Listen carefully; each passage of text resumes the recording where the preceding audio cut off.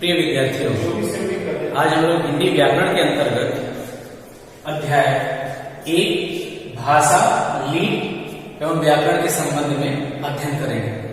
आइए सबसे पहले जो है भाषा के बारे में समझते हैं कि भाषा क्या है, भाषा के रूप कौन कौन से हैं और भाषा के अन्य रूप, इसके अतिरिक्त अन्य कौन कौन से रूप हैं उसके बारे में चर्चा करेंगे।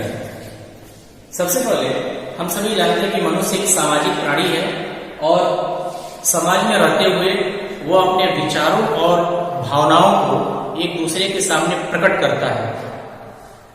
जब वो विचारों और भावों को प्रकट करता है उस संदर्भ में वो एक भाषा का प्रयोग करता है, चाहे वो लिख कर व्यक्त करता है अपने विचार या फिर जो है मौखिक रूप से बोलकर या फिर संकेतों के माध्यम से, कुछ संकेतों के माध्यम से। आइए देखते हैं।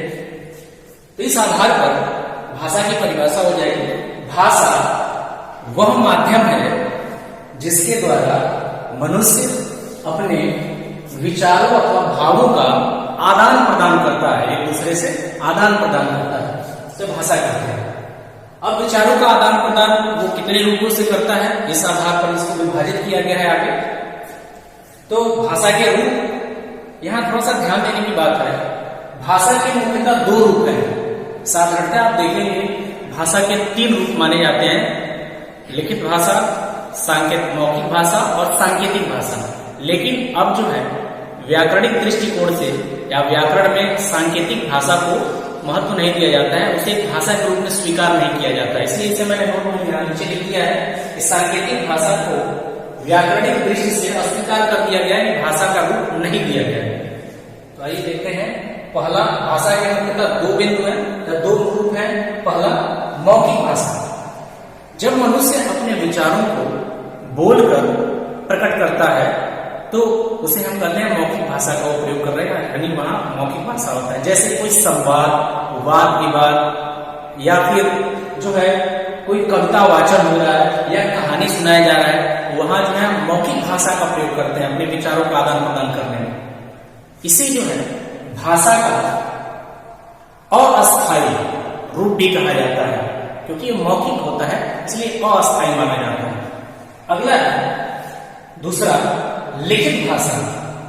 लिखित भाषा, आइए इसकी परिभाषा समझ लेते हैं। जब मनुष्य अपने विचारों का आदान प्रदान लिखकर करता है तो उसे हम कहते हैं लिखित भाषा।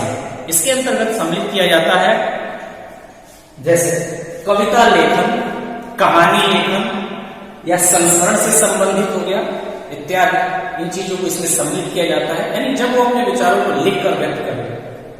इसे जो है भाषा का स्थायी रूप कहा जाता है, इसलिए कि इसे लंबे समय तक हम सुरक्षित रख सकते हैं। अपने विचारों भावों को लिखकर लंबे समय तक इसे हम स्थायी रूप में रख सकते हैं, इसलिए इसे भाषा का स्थायी रूप भी कहा जाता है।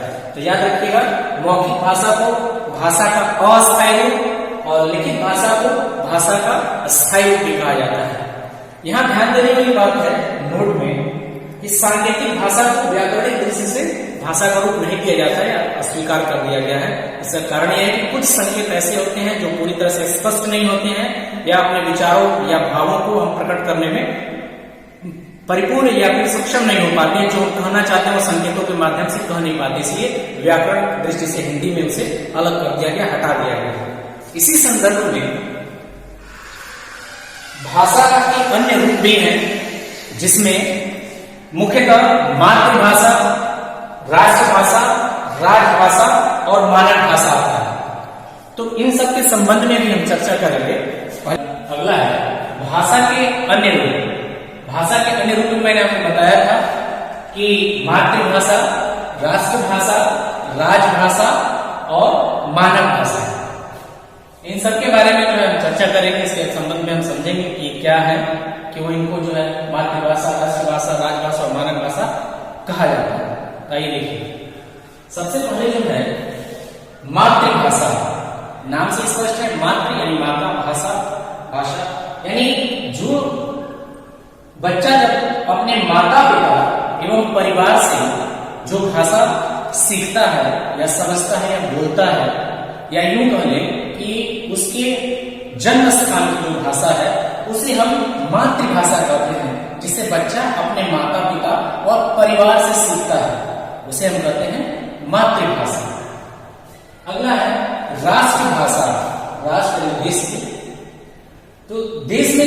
सबसे अधिक बोली जाने वाली भाषा, जिसे सबसे अधिक लोग बोलते हो और स्वीकार करते हो, उसे हम क्या कहेंगे? राष्ट्रभाषा कहेंगे। या यूं हम कह लें कि देश में बहुसंख्यक लोगों द्वारा बोली जाने वाली और स्वीकार की जाने वाली जो भाषा है, उसे हम कहते हैं राष्ट्रभाषा। भारत में हिंदी को राष्ट्रभाषा माना जाता है। यहां मैं क्लियर कर देना चाहता हूं, ये राष्ट्रभाषा का दर्जा भी इसे मिला नहीं है हिंदी को। इसे लोग मानते हैं कि सबसे अधिक बोला जाता है, स्वीकार किया जाता है, लेकिन दक्षिण भारत के लोगों की सहमति नहीं है इस संदर्भ में कि इसे राष्ट्रभाषा का दर्जा दिया जाए, इसलिए इसे अभी माना जाता है। संविधान में है नहीं इस तरह का भी कुछ, क्लियर नहीं है कि भारत की राष्ट्रभाषा क्या है। अगला है राजभाषा। राजभाषा एक देश के सरकारी कार्यालयों में जो कामकाज की भाषा है, जो लिखने पढ़ने की जो भाषा है, पत्र लेटर जो जारी किए जाते हैं, आदेश जो जारी किए जाते हैं, उनमें सबसे अधिक इसका प्रयोग किया जाता है। उसे हम कहते हैं राजभाषा। यानी देश की कामकाज की जो भाषा है, कार्यालयों की कामकाज की भाषा को हम क्या कहते हैं? राजभाषा कहते हैं। इसके संदर्भ में कुछ बिंदु है जिसको आपको जानना चाहिए, वो यहां मैंने लिख दिया है। देखिए, राजभाषा के संदर्भ में भारतीय संविधान में अनुच्छेद 343 के अंतर्गत इसे जो है 14 सितंबर 1949 ईस्वी को राजभाषा का दर्जा दिया गया या राजभाषा के रूप में स्वीकार किया गया या मान्यता दी गई। ठीक है, याद रखिएगा, अनुच्छेद 343 14 सितंबर 1949 को। इसीलिए भारत में प्रत्येक वर्ष 14 सितंबर को हिंदी दिवस के रूप में मनाया जाता है। ये यहां से क्वेश्चन भी आता है, इसको ध्यान में रखिएगा कि हिंदी दिवस कब मनाया जाता है? तो 14 सितंबर को। ठीक है, ये हो गया। अब अंतिम है मानक भाषा। मानक भाषा के अंतर्गत जो हमारे शिक्षाविद हैं या फिर हिंदी साहित्य के जो विद्वजन हैं या विद्वान लोग हैं, जो हिंदी साहित्य जो लिखते हैं, चाहे वो कविता हो या फिर कहानी हो, संस्मरण हो, उनके जो भी लेख हैं, यानी विद्वजन जो उसमें यूज करते हैं अपनी भाषा में, यानी उसको हम ये पहले साइड में संक्षिप्त में इसको हम ये कह सकते हैं कि मानक भाषा वह भाषा है जिसे शिक्षाविद एवं साहित्य के जानकारों के द्वारा प्रयोग किया जाता है। उसे हम क्या कहते हैं? मानक भाषा कहते हैं। इस संदर्भ में कुछ शब्द ऐसे हैं जिसे मानक के रूप में अब स्वीकार किया गया है और चेंज हो गया है। पहले कुछ और था, बाद में कुछ और। जैसे एक उदाहरण मैं बता रहा हूं, यहाँ पे जैसे विद्यालय,